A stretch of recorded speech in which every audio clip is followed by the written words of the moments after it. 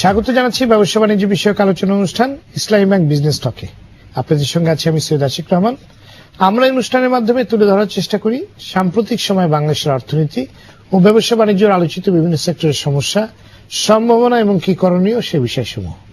দর্শক, এসএমই সহ সার্বিক বিনিয়োগ পরিস্থিতি ইতিবাচক থাকলে অর্থনীতির প্রতিটি স্তরে গতি সঞ্চারিত হবার পাশাপাশি তৈরি হয় নতুন কর্মসংস্থান, বৃদ্ধি পায় অর্থনৈতিক প্রবৃদ্ধি, শহুরে ও গ্রামীণ অর্থনীতির মাঝে তৈরি হয় ভারসাম্য। গত 10 মাস ধরে দেশে বড় ধরনের কোনো দুর্ঘটনা বা রাজনৈতিক অস্থিরতা না থাকায় অর্থনীতির বিভিন্ন খাতে ইতিবাচক ধারা লক্ষ্য করা গেলেও কাঙ্ক্ষিত মাত্রায় বৃদ্ধি পাচ্ছে না দেশের অভ্যন্তরীণ ক্ষুদ্র, মাঝারি বা বৃহৎ বিনিয়োগ। বিশেষজ্ঞরা বলছেন, বিদ্যুৎ, জ্বালানি ও স্বল্প সুদে প্রয়োজনীয় মূলধনের যোগান নিশ্চিত করা গেলে এবং রাজনৈতিক অনিশ্চয়তা দূর করা গেলে সব পর্যায়ের বিনিয়োগে কাঙ্ক্ষিত লক্ষ্য অতিক্রমের সক্ষমতা রয়েছে বাংলাদেশের। দর্শক, সব ধরনের বিনিয়োগে লক্ষ্যমাত্রায় পৌঁছতে করণীয় নিয়েই আজ আমরা আলোচনা করব। আলোচনায় আমাদের সাথে আছেন FBCCR vice president Mohammad Helal Uddin, আছেন বিশিষ্ট অর্থনীতিবিদ ডক্টর আহসান এইচ মনসুর এবং মেঘনা ব্যাংকের ব্যবস্থাপনা পরিচালক ও অ্যাসোসিয়েশন অব ব্যাংকার্স বাংলাদেশের সাবেক চেয়ারম্যান মোহাম্মদ নুরুল আমিন। যাচ্ছি বিস্তারিত আলোচনায়। জনাব হেলাল, সামষ্টিক অর্থনীতির অন্যতম চালিকা শক্তি বলা হয় এসএমই খাতকে। আপনি যদি বলেন, নীতি প্রণয়ন ও বাস্তবায়নের ক্ষেত্রে কতটুকু গুরুত্ব পাচ্ছে এই এসএমই খাত? ধন্যবাদ আশিক ভাই। প্রথমত হচ্ছে যে আসলে একটি দেশের শিল্পায়নের মূল অবকাঠামোটাই কিন্তু হচ্ছে এসএমই খাত। এসএমই খাত যে দেশে ভালো করে না সে দেশে কিন্তু শিল্পায়ন হয় না। এসএমই থেকেই কিন্তু, যেমন আপনি যদি প্রাইমারি স্কুলে না পড়েন তাহলে হাই স্কুলে যাওয়া যাবে না, হাই স্কুলে না গেলে ইউনিভার্সিটিতে যাওয়া যাবে না। সিস্টেমটা কিন্তু ওই রকমই। তো আমাদের আনফরচুনেটলি আমরা কিন্তু এসএমই খাতে অনেক পিছিয়ে পড়েছি। পিছিয়ে পড়ার মূল কারণটা হচ্ছে আসলে ইনফ্রাস্ট্রাকচার, বিদ্যুৎ, গ্যাস, অতিমাত্রায় ব্যাংক সুদ এবং জমির স্বল্পতা। এই 4-5টা জিনিস আমাদের এমন ভাবেই অক্টোপাসের মতো ধরেছে। তার মধ্যে প্রধানত হচ্ছে আপনার ব্যাংক সুদ, তাই আমরা মূলত ধরে নিচ্ছি। কারণ যারা ক্ষুদ্র পুঁজির ব্যবসায়ী তাদের কিন্তু যে পরিমাণ টাকার প্রয়োজন তার চেয়ে বেশি ব্যাংক থেকে নিয়ে টাকাটা সরিয়ে ফেলা, এটা কিন্তু এসএমই সেক্টরে সুযোগ নাই সেটা করার। এখনো যদি আপনার 18 থেকে 20% সুদ থাকে, এইটা একটা পাগলও বুঝে যে এই 20%, 18% সুদ দিয়ে কোনো দেশে শিল্পায়ন হবে না, কোনো দেশে ইনভেস্টমেন্ট বাড়বে না। আপনি গত সপ্তাহে আমার এখানে এসেছিল আপনার যারা ওই সেকেন্ডারি স্টিল আমদানি করে, তাদের মধ্যে এক লোক আমাকে বলছেন যে হেলাল ভাই, বাংলাদেশের সবচেয়ে বেশি, পৃথিবীর সবচেয়ে বেশি রিক্সা চলে। এই রিক্সা বানাবার একটা কারখানা আমরা বাংলাদেশে তৈরি করতে পারি নাই। আজকে থেকে 15 বছর আগে কিন্তু কারখানাগুলো ছিল বাংলাদেশে। আজকে রিক্সা বানাবার একটি কারখানা বাংলাদেশে নাই। আমাদের ভারত থেকে রিক্সা পার্টস আনতে, রিক্সা আনতে, আমাদের চায়না থেকে রিক্সা আনতে। কারণটা হচ্ছে আমরা এসএমই সেক্টরটাকে আসলে এক ধরনের ক্ষতিগ্রস্ত করে ফেলেছি। এখন এই যে অবস্থাটা এখানে হচ্ছে আপনি বড় শিল্পের মালিক যারা হয়েছেন তাদের কিন্তু খেয়াল রাখতে হবে যে ছোট শিল্পের মালিকদের কিন্তু উঠে আসার সুযোগ দিতে হবে। বড় শিল্পের মালিকদের কিন্তু একটা আছে যে না, ছোট শিল্পের মালিকদের ভাবে উঠতে দেওয়া হবে। তাদের ইন্টারেস্টটাই দেখেন, তাদের ইন্টারেস্টের কারণে যে ছোট, ক্ষুদ্র, মাঝারি শিল্পের ক্ষতি হচ্ছে তারা কিন্তু সেই দিকটা ভাবে লক্ষ্য রাখেন না, এবং লক্ষ্য না রাখার কারণে কিন্তু আজকে এসএমই খাতটা একেবারেই মাথা উঁচু করে দাঁড়াতে পারছে না। আর বৃহৎ শিল্পের কথা যেটা বলবেন, আপনি বৃহৎ শিল্প আজকে দেখেন, আজকে গ্যাসের যারা কানেকশন পেয়েছেন তাদের একটা পণ্য তৈরি করতে যদি 10 টাকাতে খরচ হয়, যার গ্যাস কানেকশন নাই তাকে কিন্তু সেটা 20 টাকা তৈরি করতে হচ্ছে। এই যে অসামঞ্জস্যতা, যেটা হচ্ছে যে গ্যাস কিন্তু প্রাকৃতিক সম্পদ, এটা দেশের নাগরিক, প্রতিটা নাগরিকের অথবা যারা ইনভেস্টমেন্ট করেন প্রতিটা লোকের পাওয়ার রাইট কিন্তু আছে। কিন্তু আমার দেশে কি হচ্ছে, আমার দেশে গ্যাসের দাম অনেক কম এবং অন্য তেলের দাম অনেক বেশি, যে কারণে এই যে একটা ভারসাম্যহীনতা তৈরি হয়েছে। এখন দেখা গেছে যেগুলো গ্যাস ভিত্তিক শিল্প সেগুলো মাথা উঁচু করে দাঁড়িয়েছে, বাট যারা এখানে গ্যাস ছিল না, যেগুলো গ্যাস পায়নি বা গ্যাসের সুযোগ তাদের ছিল না, সেই শিল্পগুলো ধ্বংস হয়ে গেছে। এখন আমাদের আসেন যে আমরা কি করলে এসএমই খাতটাকে রক্ষা করতে পারি। প্রথম হচ্ছে আমাকে ডিউটি স্ট্রাকচারটাকে নতুন করে সাজাতে হবে। আমাকে দেখতে হবে এসএমই খাতে কোন কোন জিনিসগুলো বেশি প্রয়োজন, সেখানে তার এই ডিউটি স্ট্রাকচারটা কি হবে, তার ব্যাংক ইন্টারেস্টটা কি হবে, তাকে জমিটা কিভাবে তাকে অধিগ্রহণ করে দেওয়া যায়, এই জিনিসগুলো কিন্তু দেওয়া যায়। একটা জিনিস কিন্তু বারবার বলি যে বাংলাদেশ একটি উদ্যোক্তার দেশ, বাংলাদেশ একটি সম্ভাবনার দেশ। এবং আপনি যে কোনো আজকে দেখেন এই যে সমীরন, ওসিমন, এই সামাইল্লা, এই যে গ্রামে যেগুলো চলতেছে একেবারে হাতুর বাটাল দিয়ে তৈরি করা গাড়িগুলো কিন্তু, এবং তারা মিনিমাম অনিরাপদ না, ঠিক আছে, এইটুকু আমি না গেলাম।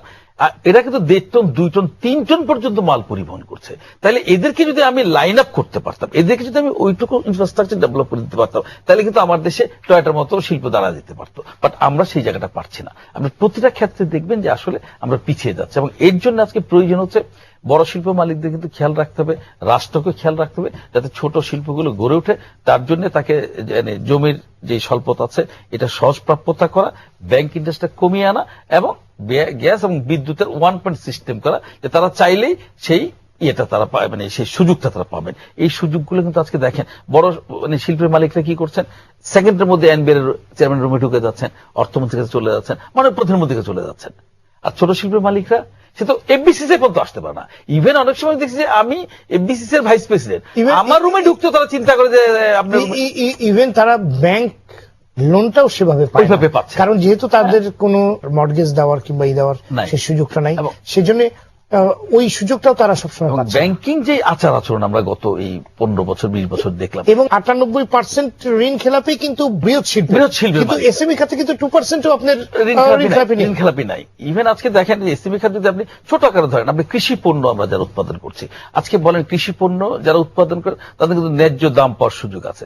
এখন লাল শাক আপনি যদি কারণ বাজার এখন যান, দেখবেন 2 টাকা হচ্ছে মুঠা, 1 মুঠা লাল শাকের দাম 2 টাকা। এই লাল শাক কিন্তু একজন কৃষককে তুলতে হয় সেখান থেকে, এইটার যে মজুরিটা সেটাও পাচ্ছে কিনা দেখতে হবে। কেন পাচ্ছে না? কারণ এগুলো প্রিজার্ভ করার কোনো ব্যবস্থা নাই, এগুলো বাজারজাত করার সেই সুযোগগুলো নেই। আমরা খুব সস্তায় খাচ্ছি, এটা কিন্তু একটা ভয়ানক খারাপ দিকও আছে। কারণ একসময় যখন ওরা প্রাপ্য মজুরি না পাবে, প্রাপ্যতা না পাবে পণ্যের, তখন তারা এই পণ্যটা করবে না, তখন কিন্তু আপনাকে খেয়াল রাখতে হবে। কিন্তু 2 টাকা মুঠা লাল শাক মনে এখন আপনি 20 টাকা মুঠা, এটা হচ্ছে খুচরা পর্যায়ে। যদি আপনি পাইকারির কথা বলছেন, পাইকারি সেটা তো কৃষকের কথা বলছেন, সেটা তো সরাসরি কৃষকের কথা বলছি, কিন্তু আমি মধ্যস্বত্বভোগীরা কথা বলছি না। আমি ভোক্তার কথা, ভোক্তা তো কষ্ট পাচ্ছেই, কিন্তু একজন কৃষক যিনি এখানে দুইজনই কিন্তু আপনার যে উৎপাদক এবং যে মূল ভোক্তা দুজনই কিন্তু এখানে ঠকছে। ওই জায়গাটাও তো আমরা আপনি দূর করতে পারছি না। আসবো আপনার কাছে আবার জনাব মনসুর। মুক্তবাজার অর্থনীতিতে ও বিশ্বায়নের চ্যালেঞ্জ মোকাবেলায় এসএমই খাতের বিকাশ ও উন্নয়ন প্রয়োজন, এবং বহুমুখী উদ্যোগ এর জন্য প্রয়োজন, এবং এটা কতটুকু হচ্ছে বলে আপনি মনে করেন? না, আমি কিন্তু বাংলাদেশের এসএমই খাত সম্ভাবনা খুব বেশি যে হবে আমি দেখছি না, কারণ আমাদের স্ট্র্যাটেজিক ডাইরেকশনটা এখানে অভাব। আমরা যদি জার্মানিতে যাই, সবচেয়ে ভালো এসএমই খাত বিশ্বে হচ্ছে জার্মানি, এবং আপনি যদি রাষ্ট্রীয় স্ট্র্যাটেজির কথা বলছেন, রাষ্ট্রীয় পলিসি বা ওভারঅল ইকোনমিক ম্যানেজমেন্টের অ্যাঙ্গেল থেকে আমি বলছি। এই কারণে বলছি, আপনি যদি স্টুটগার্টে যান, দেখবেন যে ওইখানে দুটো বড় কার কোম্পানি আছে, মার্সিডিজ আর পর্শ। দুটোতেই সাপ্লায়ার গুলো কিন্তু সব এসএমই। এই যে একটা technological transfer to the medium level, এই জিনিসটা আমাদের দেশে কোনোদিনও হয়নি। আমরা দেখে আমাদের এসএমই খাত কিন্তু একটা সুন্দর নাট বল্টু বা একটা হ্যান্ডেল বানিয়ে দিবে, কিন্তু ওটার মেটালার্জিক কন্টেন্ট কিন্তু নাই। ওটার মধ্যে যে স্ট্রেংথটা থাকা দরকার সেটা নাই। ওটা 3 মাস টিকবে, আবার আমরা যদি জাপান থেকে ওইটাই একই রকম দেখতে আইডেন্টিক্যাল নিয়ে আসি, সেটা হয়তো 3 বছর বা 13 বছর চলবে। এই যে কোয়ালিটির যে অ্যাবসেন্সটা, এটা কিন্তু ঋণ দিয়েও হবে না, এটা কিন্তু আপনার অটোমেটিক্যালি চাইলেই যে তারা উৎকর্ষ করে ফেলতে পারবে তা পারবে না। সেই সক্ষমতা তো আমাদেরকে অর্জন করতে হবে। এখানে আমি তো আপনার ধীরে ধীরে অর্জন করার ব্যাপার, সেটা একদিনে হবে না। না, ধীরে ধীরেই হবে, বাট অত ধীরেও হবে না। এখানে বলি এখানে স্ট্র্যাটেজিক ব্যাপার আছে। আমরা যদি দেখি, থাইল্যান্ড হচ্ছে second Detroit of East Asia. Why? তারা ওয়াইপার তৈরি করে, তারা ফ্রন্ট উইন্ডশিল্ড তৈরি করে, তারা নাটস বোর্ডস গাড়ির সব যন্ত্রাংশ তৈরি করে তারা পাঠিয়ে দিচ্ছে চীনে, জাপানে, কোরিয়াতে। কারণ এগুলোই কিন্তু এসএমই খাত সবচেয়ে বেশি করতে পারে। কিন্তু এগুলো করতে হলে আমাদেরকে একটা সিস্টেম আনতে হবে। অর্থাৎ আমি চাইলেই কিন্তু পারবো না। প্রোডাক্টের মডেল চেঞ্জ হয়, ওই মডেল চেঞ্জের সাথে আমার স্ক্রুড্রাইভার চেঞ্জ করতে হবে। ওই স্পেসিফিকেশনের ওই এক্সাক্ট আইডেন্টিফিকেশন স্পেসিফিকেশন না হলে আমার মাল কেউ কিনবে না। এই টেকনোলজি কিন্তু আমাদের ধোলাই খালে নাই। এটা গায়ের জোর করলে তো হবে না, এটা নাই। এখন এই জিনিসটা কিভাবে আনা যায়, এটা চিন্তা করতে হবে আমাদেরকে। এখানে আনা সম্ভব, আমাদের সম্ভব কিভাবে? যদি আমরা এক ধরনের টেকনোলজি ট্রান্সফার অ্যারেঞ্জমেন্ট করি বিদেশিদের সাথে, যেটা তাদেরকে আনতে হবে। টয়োটার যদি একটা অফিস বাংলাদেশে হয় বা একটা ফ্যাক্টরি টাইপের কিছু একটা হয়, তারাই কিন্তু এখান থেকে এদের কাছ থেকে সোর্সিংটা করতে পারে, এবং সোর্সিংটা করলেই এই এন্টারপ্রাইজ এই ক্ষেত্রে সরকারের নীতিমালায় একমাত্র কাজ করতে পারে, তাদেরকে আনতে হবে। আমরা কেন বাংলাদেশ এখন পর্যন্ত একটা ইন্টারমিডিয়েট প্রোডাক্টস বাইরে রপ্তানি করতে পারে না? নাই, we don't have, simple zero. কেন? অথচ ইস্ট এশিয়াতে intermediate product trade accounts for 60 to 70% of the total trade. আমরা সেখানে জিরো।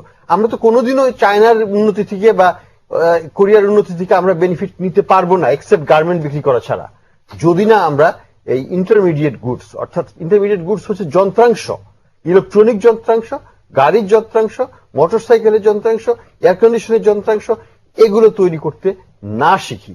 আমরা এখনো এখানে অশিক্ষিত এবং আমরা এই টেকনোলজি জানি না। এটা গায়ের জোরের ব্যাপার নয়, এখানে একটা সূক্ষ্মভাবে ডেফিনিট ইন্টারভেনশন করতে হবে। তা না হলে আমরা ওই যে উত্তরণ যেটা, সেই উত্তরণটা আমরা করতে পারবো না। এটা কিন্তু মানতে হবে। এটা এমনি একদিনে হয় না, আপনি হয় না। এটাকে এক ধরনের বুস্টার দিয়ে জিনিসটাকে চালু করে দিতে হবে। কানেক্টিভিটি লাগবে আমাদের, যেখানে বিশ্বজুড়ে যে বাজারটা হচ্ছে ইন্টারমিডিয়েট প্রোডাক্ট, এই বাজারের সাথে আমাদের একটা কানেক্টিভিটি লাগবে। ওই বাজার থেকে ফিডব্যাক আসবে, যেমন গার্মেন্টের যেমন ডিজাইন আসে, স্পেসিফিকেশন আসে, সেরকম ডিজাইন স্পেসিফিকেশন আসবে। আমাদের ধোলাই খালের লোকেরা তখন সেই ডিজাইন, সেই স্পেসিফিকেশন দিয়ে, সেই মেটালার্জিক কন্টেন্ট দিয়ে এক্স্যাক্টলি আইডেন্টিক্যাল প্রোডাক্ট দিতে হবে, নকল প্রোডাক্ট নয়। এটা কিন্তু আনতে হবে। তা না হলে আশাই থেকে যাবে। জি, ধন্যবাদ। আপনার কাছে আবার আসবো।